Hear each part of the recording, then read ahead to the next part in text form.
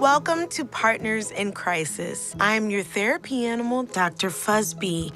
Greg, we talked about that. What are we making Merlin? Uncomfortable. Yes. And Francine, Clark may be a mouse, but he is your partner first.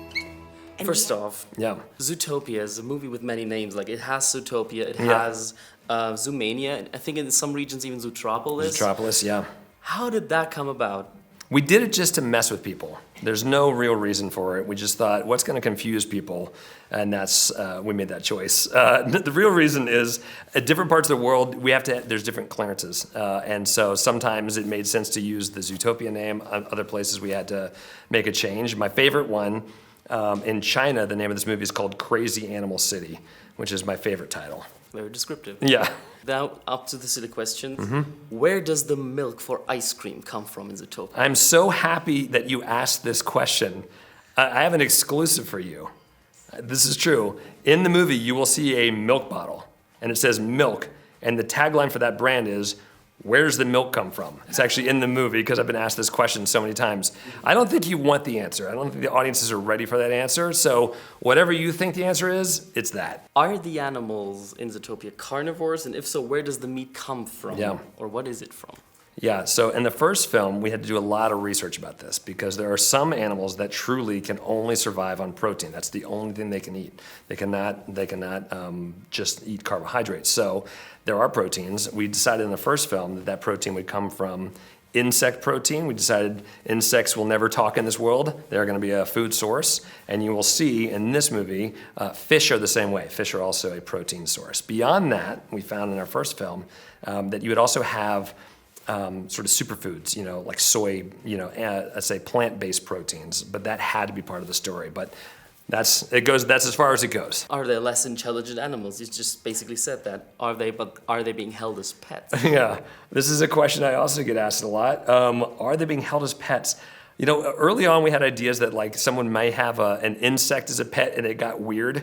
I'll say there's a moment in which you may have seen in this Zootopia where Judy has to eat this kind of gross worm, and early on one of our sound designers put the sound of the worm going like, oh no, you can hear it screaming, and we're like, that can't be, because then immediately it felt like that worm had feelings and that had to go away. So sadly, I don't know if they're less, I guess they would have to be less intelligent.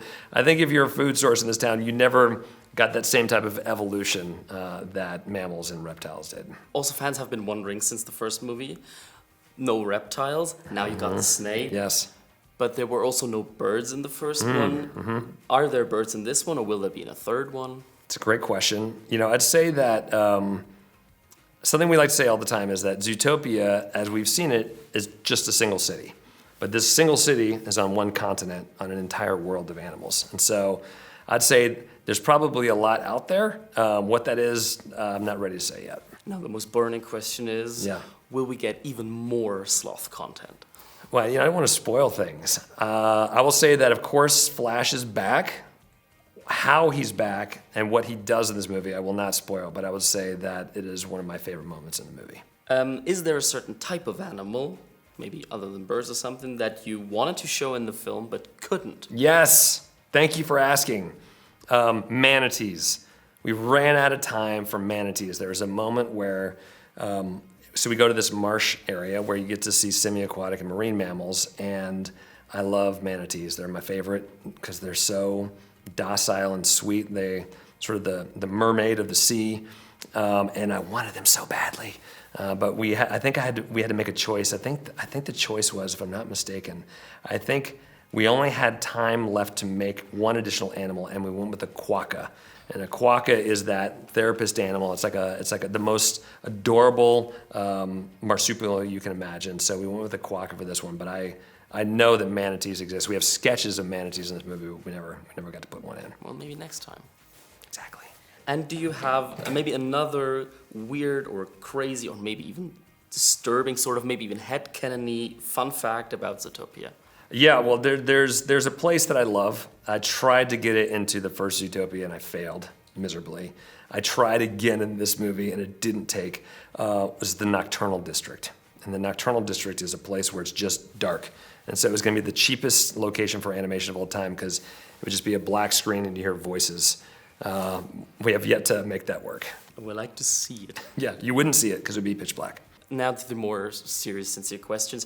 What would you say are the core values of a Disney animation movie in this day and age? I think for me, it comes down to heart and a range of emotions in the most entertaining package possible. I think people expect a lot from these movies, and they should. I certainly do. You want to go to one of these movies and have the best time. You want to go on this adventure. You want to meet characters you fall in love with. You want to go to places that you've never been to before. But I think people want to laugh and they want to cry kind of in equal parts in our movies. And whether you're a kid or whether you're an adult, the movies have to appeal to everybody. To me, it's one of the most fun challenges of what we do is that the movie has to resonate worldwide, no matter who you are. That takes a lot of work. On these movies, it takes 700 people. Is how many people it takes to make our movies. That's because it really is for everyone. And on our crew, we kind of have everyone, and they all work together to make the movies what they are. Probably also a lot of dedication, a lot of heart. A lot of dedication, a lot of heart. And I'd say the other thing is, wow, people really care deeply about what they put on screen. Everyone that touches any part of our movies, there's pride in that. They want to. These movies, it's a lot of work. They want to go and show their family, here's what I made. They want that to matter. And I think that there's also a responsibility of legacy. These are movies Disney movies, everyone grew up on them. And so if you're going to put another movie out, it has to stand up in that pantheon. In that spirit, how would you say do animated movies enrich our lives or the movie landscape in ways that other movies cannot? Well, it's tricky. I'm such a fan of cinema. So I'd say, movies can deeply affect you regardless of the specific medium. I'd say animation has a special ability to connect with people and allow people to read themselves into the characters differently. I think there's something about having talking animals where you could say, oh, I'm that fox, or I'm that rabbit, or my parents are, name it, the naked yak, who knows? But I think there's something that there's an approachability that comes with animation. I think there's also a way that allows you to look at the world through a lens that is more approachable sometimes, and that's something specific to animation. And then, I think that sometimes it's the world building. We can create these really unbelievable, immersive, imagined locations that the second you see it, it feels real. But there's something about the fact that it's animation that allows you to believe it easier. Also a source of comedy for comedy? Of course, I'd say comedy is a big part of what we do. Comedy, but always tied to emotion. I think the good thing about the world of Zootopia is we have a cajillion characters, and so many of them are ridiculous. I think in this movie we have a new Mehr Wind Dancer is ridiculous. Nibbles Maple Stick is a new sidekick. Gary the Snake, incredibly funny. And then I think we have another 50 speaking roles, and I think the name of the game was, how ridiculous can we go? Okay, maybe a very open-ended question. Yep. What does a regular business day for a CCO look like? I haven't had one yet. I'm saying since I've had this job, we've been producing Zootopia. So for the last year, my daily job is something I love. It is being in story rooms, working with story artists. It is talking to animators, working through, how our characters are going to move around the world, meeting with our design teams, building out places, like Marsh Market that took like a year to build that. It's such an immersive place. Pressure testing that, constantly getting new ideas, making it better. So a lot of my job right now is really focused on that. But of course, there's many more stories coming in the future. I really believe in looking far down the road. Our movies take about 4 to 6 years to make.